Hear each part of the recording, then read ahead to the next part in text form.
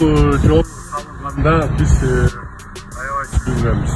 Мындай жаксакай жол салынып атса биз каршылык көрсөтөт элек. Болгону кичине түшүнбестиктер болуп кетип окшойт.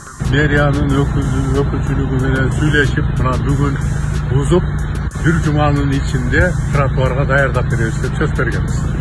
Мына биз бүгүн баштадык бузуп, 2-3 күндө уже местаны даярдап беребиз.